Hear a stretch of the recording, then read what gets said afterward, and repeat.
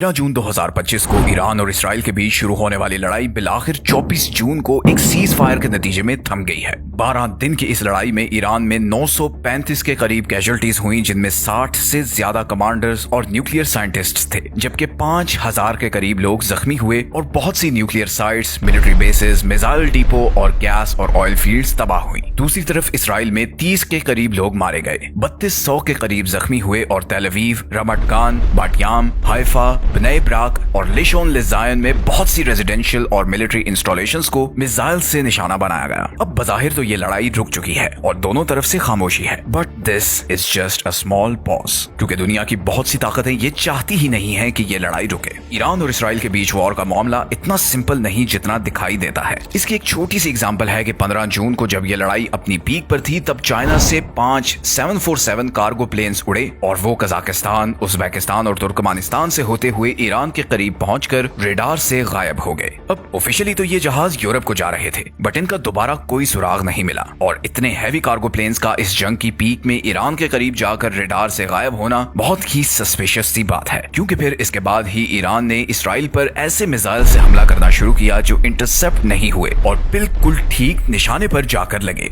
और फिर अमेरिका को भी इस कॉन्फ्लिक्ट में इन्वॉल्व होना पड़ा और उसने 22 जून को 7 B-2 स्टेल्थ बॉम्बर जेट से ईरान की फोर्डो, नतांज और इस्फहान की न्यूक्लियर साइट्स को निशाना बनाया और उसे सीज फायर पर आने के लिए मजबूर किया। At least this is what Donald Trump claims. Donald Trump ने शुरू में तो यही कहा था कि इन अटैक्स के बाद ईरान का न्यूक्लियर प्रोग्राम बिल्कुल खत्म हो चुका है, लेकिन बाद में यूएस इंटेलिजेंस ने रिपोर्ट पब्लिश की कि इस स्ट्राइक से सिर्फ ईरान का न्यूक्लियर प्रोग्राम कुछ महीने पीछे चला गया है और मुकम्मल खत्म नहीं हुआ। दूसरी तरफ ईरान रशिया से डील खत्म करके चाइना से 4.5 जनरेशन के J-10C फाइटर जेट्स खरीदने की तैयारी कर रहा है, व्हिच मींस कि Iran is panic buying at the moment. इसी तरह 2 जुलाई को ईरानी प्रेसिडेंट मसूद पेजेश्कियन ने एक लॉ साइन किया है जिसके अकॉर्डिंग ईरान की इंटरनेशनल एटॉमिक एनर्जी एजेंसी के साथ कोऑपरेशन खत्म कर दी गई है। सो ये पीस टेम्पररी है because Iran hasn't given up its nuclear ambitions and Israel still believes that Iran is a threat to its existence. अब जरा इस वॉर में जो एक्सटर्नल प्लेयर्स इन्वॉल्व हैं उनकी बात करते हैं। सबसे पहले आता है अमेरिका, जिसका इस वॉर में बहुत ट्रिकी रोल है। अमेरिका इसराइल को भरपूर सपोर्ट करता है, वो उसे हथियार, इंटेलिजेंस और डिप्लोमेटिक बैकिंग देता है, क्योंकि इसराइल स्ट्रेटेजिकली अमेरिका के लिए बहुत इंपॉर्टेंट है। इसराइल मिडिल ईस्ट में अमेरिका का सबसे करीबी दोस्त है, चाहे इंटेलिजेंस शेयरिंग करनी हो या मिडिल ईस्ट में फौजी ताकत इस्तेमाल करना हो। इसराइल के जरिए ही अमेरिका ईरान जैसे कंट्रीज पर नजर रखता है जो उसके लिए कभी भी थ्रेट बन सकते हैं। इसराइल को महफूज रखकर अमेरिका मिडिल ईस्ट में अपना होल्ड रखता है। इसराइल की ही वजह से अमेरिका मिडिल ईस्ट में मौजूद अपनी ऑयल सप्लाईज और मिलिट्री बेसिस को सिक्योर करता है, क्योंकि ये सारा खिता बहुत वोलेटाइल है। लेकिन एक और बहुत इंपॉर्टेंट फैक्टर भी है और वो है अमेरिका के अंदर इसराइली लॉबी का इन्फ्लुएंस। एपैक जैसे ग्रुप्स वॉशिंगटन में बहुत असर रखते हैं। ये कांग्रेस और व्हाइट हाउस पर दबाव डालते हैं ताकि अमेरिका इसराइल की सपोर्ट करता रहे। ये ग्रुप्स फंड रेजिंग करते हैं, प्रो इसराइल पॉलिटिशियंस को सपोर्ट करते हैं और पब्लिक में अपनी पावर शो करते रहते हैं। अमेरिका की फॉरेन पॉलिसी यही ग्रुप्स कंट्रोल करते हैं और इनकी कोशिश होती है कि अमेरिका इसराइल रिलेशंस हमेशा मजबूत रहे।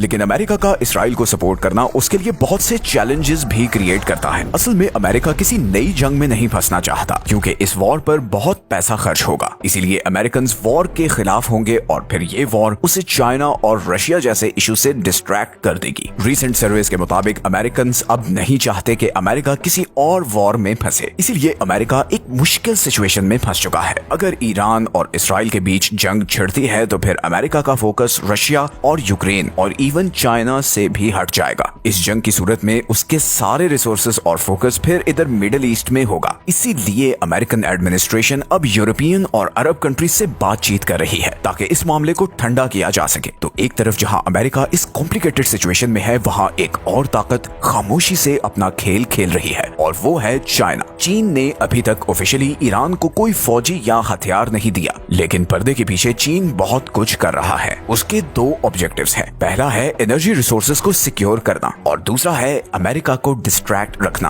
अगर एनर्जी की बात करें तो चाइना ईरान से सबसे ज्यादा तेल खरीदने वाला मुल्क है। जून 2025 में चीन ने ईरान से 1.8 मिलियन बैरल्स ऑयल रोजाना खरीदा, जो कि ईरान की टोटल ऑयल एक्सपोर्ट का 90% है। और यही तेल चाइना की टोटल ऑयल इंपोर्ट का 13.6% बनता है। ये कोई आम ट्रेड नहीं है, ये ईरान की इकोनॉमी के लिए ऑक्सीजन की तरह है जो ग्लोबल सैंक्शंस में जकड़ी हुई है। इसी तरह चाइना ईरान का इंफ्रास्ट्रक्चर डेवलप करने में भी बहुत इंटरेस्टेड है। 2021 में होने वाले एक 25 साल एग्रीमेंट के मुताबिक चाइना ने $400 बिलियन इन्वेस्ट करने का प्रॉमिस किया है और ये पैसे ईरानी ऑयल, गैस, रेलवे, पोर्ट और टेक प्रोजेक्ट्स में लगाए जाएंगे। मई 2025 में चाइना से पहली मालगाड़ी ईरान के एप्रिन ड्राई पोर्ट पर पहुंच चुकी है और ये रास्ता समुद्र की बनिस्बत 25 दिन छोटा था। इस नए जमीनी रूट की वजह से ईरान की स्ट्रेट ऑफ हॉर्मुज जैसे समुद्री चोक पॉइंट्स पर से डिपेंडेंस कम होगी जो किसी भी वक्त ब्लॉक किया जा सकता है। लेकिन सवाल यह है कि आखिर चाइना ईरान में इतनी इन्वेस्टमेंट क्यों कर रहा है? इसका जवाब बहुत सिंपल है और वो है ईरान की जबरदस्त location. Iran middle east, central Asia और इंडियन ओशन के बिल्कुल सेंटर में है, जहां पर चाइना अपने बेल्ट एंड रोड इनिशिएटिव पर काम कर रहा है। अगर चाइना इन जमीनी ट्रेड रूट्स को कंट्रोल करता है तो फिर उसे गल्फ और यूरोप तक एक फास्ट लैंड एक्सेस मिल जाएगी और फिर ईरान को अपने साथ मिलाकर चाइना मिडिल ईस्ट में अमेरिकन इन्फ्लुएंस को तोड़ सकता है, and that too without even firing a single shot. इसीलिए चाइना इसराइल ईरान वॉर में एक बहुत इंपॉर्टेंट प्लेयर है। अब वैसे तो चाइना इस जंग से दूर लगता है, बट इस जंग का सबसे ज्यादा फायदा उसे होता दिखाई दे रहा है, क्योंकि अगर ये वॉर लंबी चलती है तो अमेरिका का सारा फोकस मिडिल ईस्ट पर होगा और नतीजतन उसकी इस पर कम तवज्जो होगी कि चाइना ताइवान या फिर साउथ चाइना सी में क्या कर रहा है, और इसी दौरान चाइना ईरान से और करीब हो जाएगा, जिसका मतलब है कि वो और सस्ते ऑयल डील्स, रेलवे डील्स और इंफ्रास्ट्रक्चर डील्स कर सकेगा। अब बात करते हैं रूस की, जो इस पूरी कहानी में एक और अहम खिलाड़ी है। रूस और ईरान पिछले कुछ अरसे में एक दूसरे के बहुत करीब आ चुके हैं। रूस ईरान को हथियार बनाने, टेक्नोलॉजी और इवन न्यूक्लियर एनर्जी प्रोजेक्ट्स में भी हेल्प करता है। रूस ईरान को सबसे ज्यादा हथियार सप्लाई करने वाला मुल्क है, बल्कि 1990s के एंड से मिड 2000s तक ईरान के 70% हथियार रशिया से ही आए हैं और इनमें टैंक्स, आर्टिलरी और एडवांस्ड एयर डिफेंस सिस्टम शामिल हैं। 2016 में रशिया ने ईरान को S-300 जैसा पावरफुल मिसाइल सिस्टम भी दिया और अब तो दोनों मुल्क ड्रोन्स पर भी काम कर रहे हैं। रूस ने यूक्रेन में यूज करने के लिए ईरान से 2000 से ज्यादा शाहिद 136 ड्रोन्स खरीदे हैं और बदले में रशिया ईरान की ड्रोन और मिसाइल टेक्नोलॉजी में मदद कर रहा है। इसी तरह न्यूक्लियर कोऑपरेशन भी चल रही है। रशिया ने बशर में मौजूद ईरान का न्यूक्लियर पावर प्लांट बनाने में बहुत मदद की है। 2025 के डेटा के मुताबिक 600 से ज्यादा रशियन एक्सपर्ट्स इस न्यूक्लियर प्लांट पर काम कर रहे हैं। इसी तरह रशिया और ईरान ने जनवरी 2025 में एक 20 ईयर स्ट्रेटेजिक एग्रीमेंट भी किया है। इस एग्रीमेंट में energy, infrastructure, military cooperation, cyber defence और इंटेलिजेंस शेयरिंग शामिल है। तो एक तरफ जहां वेस्टर्न पावर्स ईरान को अकेला करने की कोशिश कर रही हैं, वहीं रशिया इसके बिल्कुल ऑपोजिट कर रहा है। लेकिन फिर रशिया क्यों चाहता है कि ईरान और इसराइल की ये वॉर कभी ना रुके? इसका जवाब अगेन बड़ा सिंपल है कि जस्ट लाइक चाइना, रशिया का बहुत फायदा है कि अमेरिका इस वॉर में डिस्ट्रैक्टेड रहे। असल में रूस ईस्टर्न यूरोप, यूक्रेन और बाकी जगहों पर अपना असर बढ़ाना चाहता है। अगर अमेरिका का ध्यान मिडिल ईस्ट पर होगा तो वो रशिया के इन इरादों पर फोकस नहीं कर सकेगा। But this is where things gate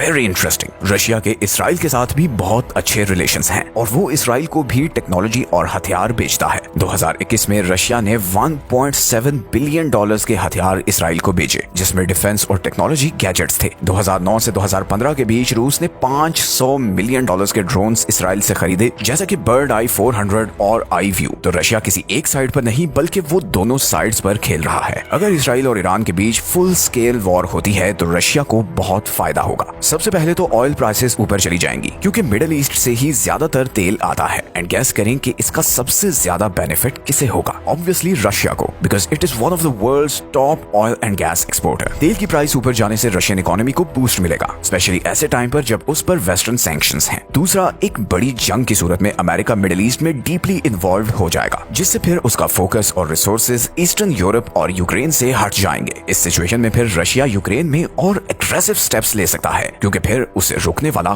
कोई नहीं होगा। इसी तरह ईरान और इसराइल दोनों के साथ अच्छे रिलेशंस रखकर खुद को न्यूट्रल जाहिर करके रशिया खुद को एक ग्लोबल पावर के तौर पर मनवाने की कोशिश कर रहा है। इसीलिए ईरान और इसराइल की वॉर रशिया के लिए बहुत फेवरेबल है। और आखिर में बात करते हैं अरब कंट्रीज की। अरब कंट्रीज जैसे कि Saudi Arabia, UAE, Qatar, Bahrain और इजिप्ट इस सारे मामले को बहुत नर्वसली ऑब्जर्व कर रहे हैं। ये अरब कंट्रीज पहले इसराइल के खिलाफ थे, लेकिन अब बहरीन और यूएई के ख्यालात बदल रहे हैं। 2020 में यूएई ने इसराइल के साथ एक पीस डील साइन की जिसका नाम था अब्राहम एकॉर्ड्स। इस डील के नतीजे में यूएई ने इसराइल के साथ बिजनेस, टेक्नोलॉजी और दूसरी चीजों में कोऑपरेट करना शुरू किया। सऊदी अरब ने अभी तक तो डील नहीं की, लेकिन कुछ रिपोर्ट्स के मुताबिक उसके लीडर्स पर्दे के पीछे इसराइली ऑफिशियल्स से खुफिया मुलाकातें कर रहे हैं, क्योंकि ये दोनों ईरान को कॉमन एनिमी समझते हैं। लेकिन इन अरब कंट्रीज के लिए एक परेशानी ये भी है कि they don't want another war on their doorstep, क्योंकि इससे उनकी इकोनॉमीज और स्टेबिलिटी को खतरा होगा। लेकिन उन्हें ईरान के एम्बिशंस पर भी भरोसा नहीं है। अरब कंट्रीज को लगता है कि ईरान इस खित्ते में शिया आइडियोलॉजी फैलाने की कोशिश कर रहा है। खास तौर पर सऊदी अरब, बहरीन और मुत्तहिदा अरब अमारात जैसे बादशाही निजाम वाले ममालिक ईरान की इनकलाबी और नजरियाती सोच को अपने इख्तिदार के लिए खतरा समझते हैं। ईरान का निजाम इस्लामिक रेवोल्यूशन की आइडियोलॉजी पर कायम है, यानी वहाँ रिलीजियस लीडर्स हुकूमत चलाते हैं and it is against Kings and royal families. जबकि अरब कंट्रीज में बादशाहत है जो फैमिली में या ब्लड लाइन्स में ही रहती है। इसलिए कुछ अरब लीडर्स प्राइवेटली तो इसराइल को सपोर्ट करते हैं, मगर पब्लिक में वो बिल्कुल न्यूट्रल रहते हैं। तो अभी तक तो हमने जो कुछ भी डिस्कस किया है, चाहे वो अमेरिका की इसराइल को सपोर्ट हो, चाइना और रशिया का इस वॉर में फायदा हो, अरब कंट्रीज का ईरान पर ट्रस्ट ना करना हो, या ईरान के अपने न्यूक्लियर एम्बिशंस हो, ये सब चीजें बड़ा क्लियरली पॉइंट आउट कर रही हैं कि ये सीज फायर ज्यादा अरसे चलने वाली नहीं। बहुत सी ताकतों को इस वॉर से बहुत फायदा मिल रहा है और मिडिल ईस्ट के बहुत से कंट्रीज एक दूसरे को दुश्मन समझते हैं। तो ये खामोशी सिर्फ एक वक्फा है, क्योंकि असल रूट प्रॉब्लम्स तो अभी भी वैसी की वैसी हैं। और ऐसी सिचुएशन में इट्स ऑब्वियस कि ये खामोशी जल्द ही टूटने वाली है। ऐसी ही एजुकेशनल वीडियोस देखने के लिए चैनल को सब्सक्राइब कर लें। मिलते हैं नेक्स्ट वीडियो में, तब तक अपना ख्याल रखें। अल्लाह हाफिज।